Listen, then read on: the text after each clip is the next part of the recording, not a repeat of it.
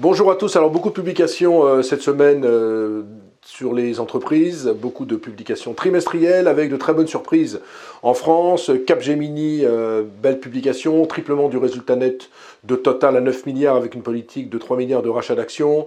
On a également le relèvement des objectifs du côté de Dassault Systèmes, Michelin qui connaît une croissance de son chiffre d'affaires en dépit d'une inflation des coûts.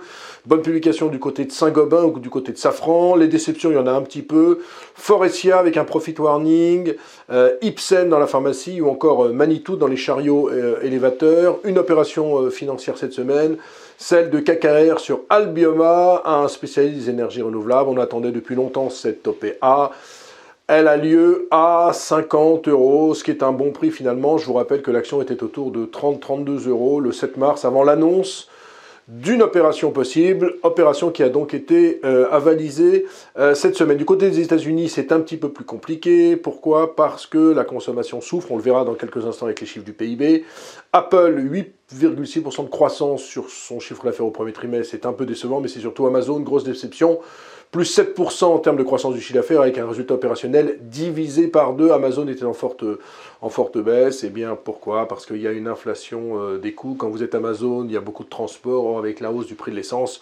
Bref, vous bouffez un petit peu vos marges. C'est ce qui se passe du côté d'Amazon. Heureusement que la division cloud tient très bien. Du côté des résultats que l'on appelle macroéconomiques, PIB américain, franchement pas terrible, moins 1,4% pour le PIB au premier trimestre.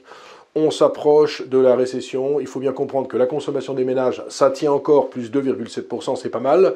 Par contre, c'est très décevant sur les stocks et sur le commerce extérieur qui apporte 3,2 points de contribution négative. Donc PIB américain, c'était décevant parce qu'on attendait une croissance de 1,1%, on se retrouve avec une décroissance de 1,4%. PIB en France, croissance 0, on s'y attendait, même si c'est quand même un tout petit peu supérieur à ce qu'on pouvait anticiper, mais là encore, on a la problématique de la consommation des ménages qui est un petit peu contrainte. Un mot peut-être, c'est le chiffre le plus important de la semaine.